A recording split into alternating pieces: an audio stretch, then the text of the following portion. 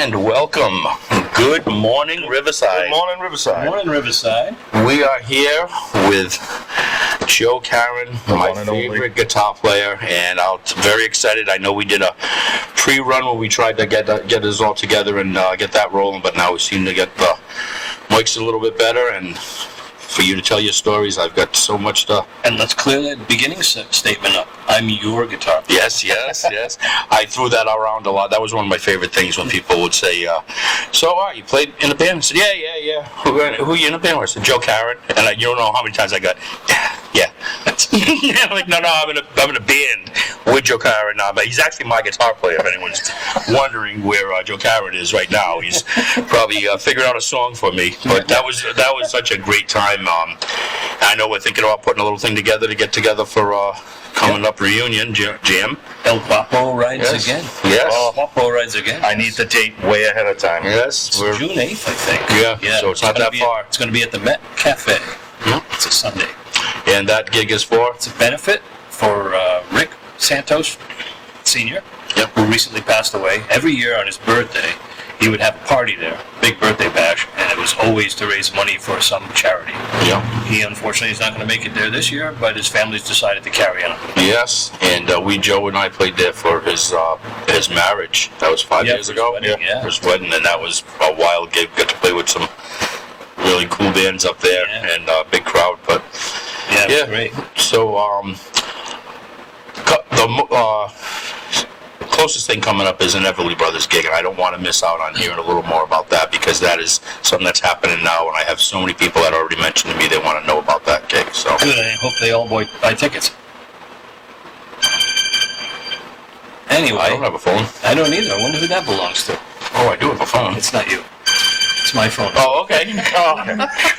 Someone's upset about that. He's my guitarist thing. They're calling him right now. Whoa, where's this guy? His guitar player. As long as it's not the camera. Yeah. Anyway, where was I going with this? Oh yeah, the Everly Brothers. Yes. I play in a band called Devoted to You, and it's a tribute to the legacy and music of the Everly Brothers. They left a lot. They started the harmony thing. It was them. I mean, if it wasn't for the Everly Brothers, there wouldn't have been a Crosby, Stills and Nash.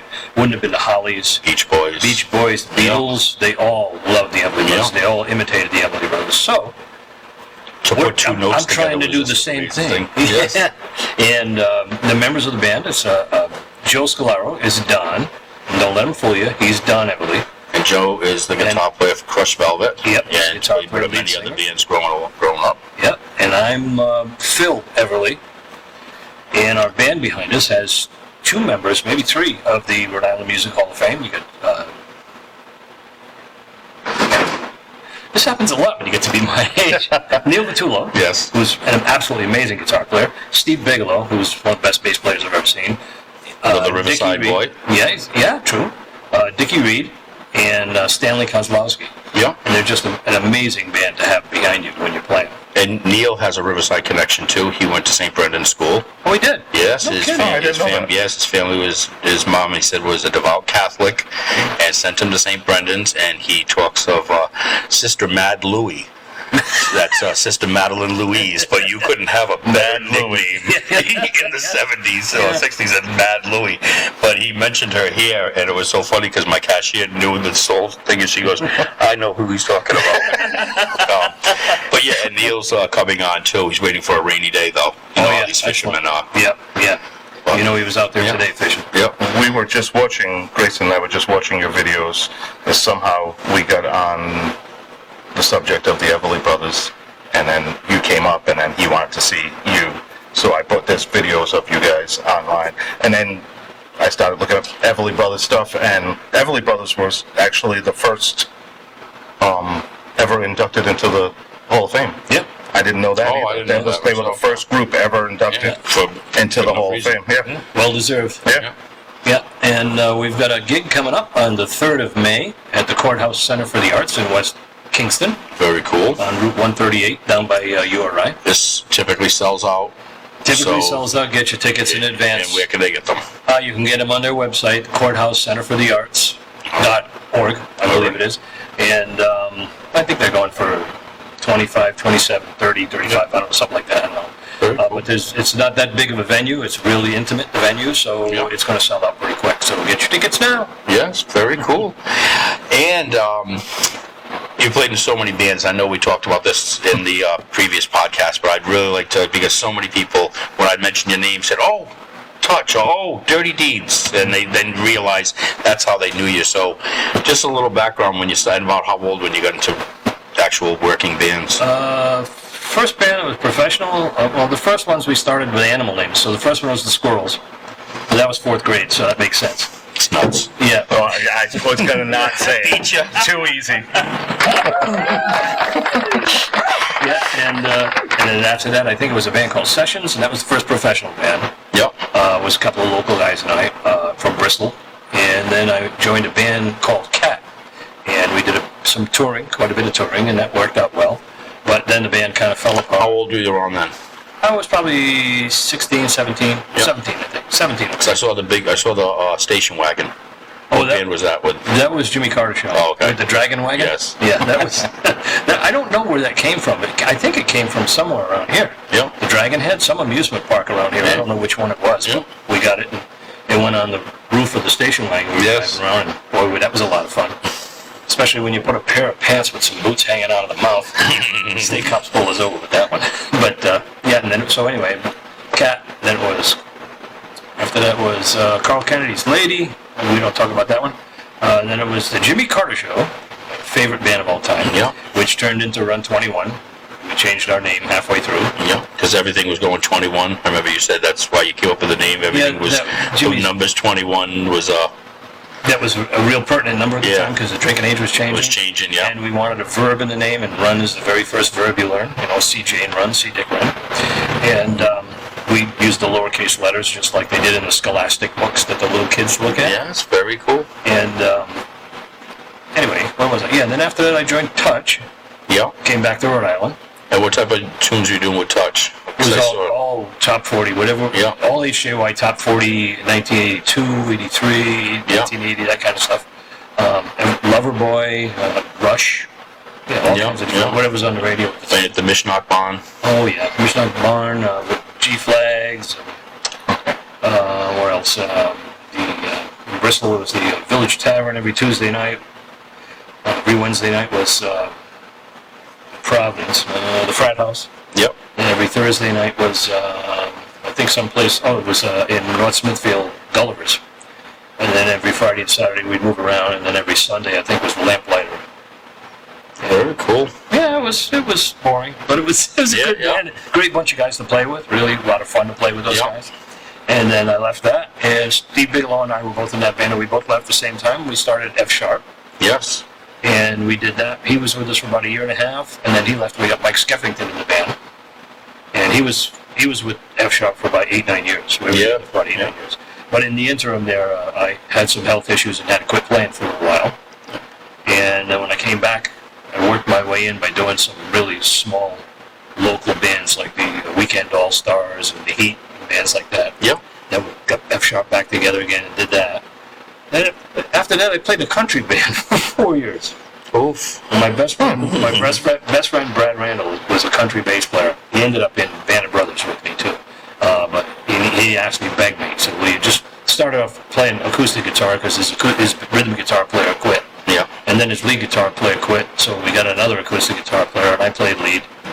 And that was different for me because I'd never played country. And if you had told me 10 years before that I was going to be in a country band, I probably would have punched you. Yeah. You know, but it was fun because Brad was it. Yeah. Brad was. I can't believe you admitting it on camera. Yeah, well, don't talk. This is the first time I'm hearing about it. Me too, as well.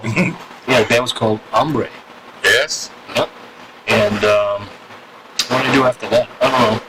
Dirty Deeds at some point? Yeah, Dirty Deeds. I think I moved to LA and I was there for a while. And then when I came back, when I was there, I got to get back together with F Sharp because they were already out there, Dean and Mike.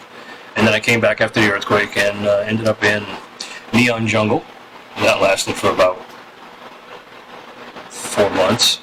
And then it was Dawn Patrol. And that lasted about a year. And then after that, I moved around a lot. Which band went and played a gig in New Jersey? Oh, that was the Jimmy Carter show. Oh. We played a lot of gigs in New Jersey. Yeah? We spent a lot of time there. Yeah. A lot of cool venues in New Jersey. Parties, private parties. Any cool private parties? Yeah, we were invited to a house for dinner. One of the club owners invited us to his house for dinner. It was a person in Seaside Heights, New Jersey, who owned a place called Baby O's. And his brother owned a club called was on the Boardwalk. God, I should have did my homework because I can't remember what the name of the place was. But that place was like an institution on the Boardwalk in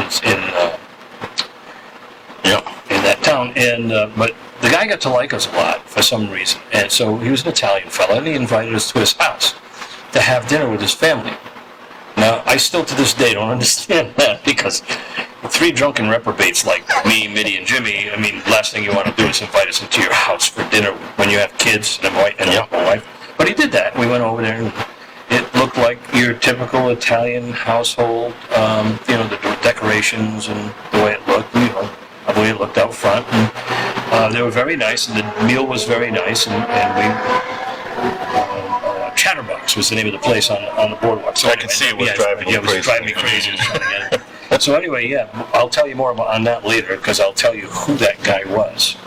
But in the meantime, we played this other place, the Chatterbox, and we used to do this song called "Boom Boom Out Go the Lights." Yes, that's Pat Travers. Pat Travers. He's actually older than him, but yeah, but he played down Crescent at Heritage Days. Yeah. Crushed Velvet opened for them, and when they did their sound check, they played his tunes. Yeah. And those guys came walking out of the. I really couldn't believe how much it was. How well he nailed it. Yeah. But yeah, that was very cool. But go ahead, I don't mean to. Yeah, no worries. So we were playing it. So whenever we played that song, we didn't say "Out Go the Lights." We'd take a window shade, a pull shade, and with magic markers, we'd write something on it. So we would pull it down, and it would say something different. And Jimmy Carter couldn't see it, and so he's expecting the audience to say "Out go the lights," but they're singing whatever it says on this pull-down shade that Mitty and I put together again. Yeah. So it was different every night, but that particular night we wrote "Doug Eats Worms." Doug was the owner of this establishment, and he didn't take too kindly to that. He didn't like it at all, as a matter of fact. So we take a break, and while we take a break, the bouncers come in and grab us and literally carry us out of the club, carry us down the boardwalk and down the ramp to the ocean where the beach is. And the police are there, and they've opened up the gates, which they close at night. And then they threw us in So the first you see, the police are here, I'm fine. Then you think, maybe not. Thank goodness the police are here. Guys. Yeah, and they're smiling and laughing at the same time, thinking, this is... Yeah. And they threw us in the ocean. Yes. Which, at that point, we realized this was not a guy to be trifled with. Yeah. And the eat worms thing, while it sounds just like a very innocent thing. Yeah. But you think when you go back in time, like the old knuckle sandwich. Yeah. Sounds very funny now, but back then that was actual fighting words. Yeah. And we were lucky that's all they did was throw us Eats in the water. worms. Imagine that. Eats worms. Eats worms, yeah.